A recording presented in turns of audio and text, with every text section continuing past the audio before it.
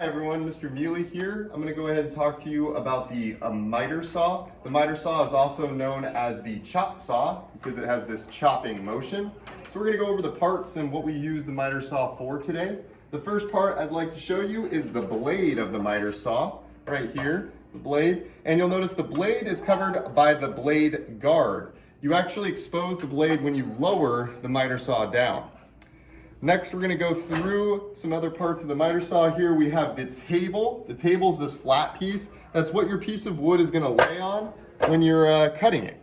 We also have a fence. The fence goes vertical. I want you to think of the fence in your backyard. So the fence sits on our table and it's vertical. Next, we have our angle setting knob. So a unique thing about the miter saw is it can cut different angles. You can adjust the angle setting knob and you'll see the saw turns. And you can actually change the angle the saw is cutting at. Finally, we have our trigger. The trigger of the miter saw is right here, and it's on the left side of the handle. So if you try and pull on the right side, you won't hit the trigger. You need to be on the left side for that trigger to work. All right, guys, so we're going to continue talking about the miter saw or the chop saw here. The purpose of the miter saw or the chop saw is really to do what's called a cross cut. And when I say a cross cut, you are going across the grain of the wood. And this is one of the safest saws to do a cross cut. Now, one of the things I want to go over is how we hold this piece of wood when we're using this saw.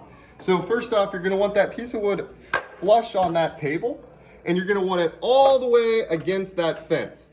The way I hold it against the fence is I use my thumb to push it into the fence. I use these 4 fingers to hold it down onto our table. Notice the distance between the blade and my hand. Nice and safe. Now, as I mentioned earlier, the chop saw or the miter saw can also cut angled cuts. We use the angle adjustment knob here, and you can see I've marked out an angle of 45 degrees.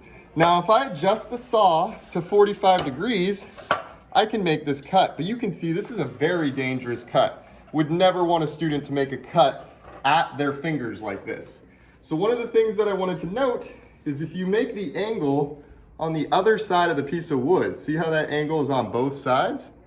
I can now hold the piece of wood and I can actually adjust the saw away from my hand, which is much safer.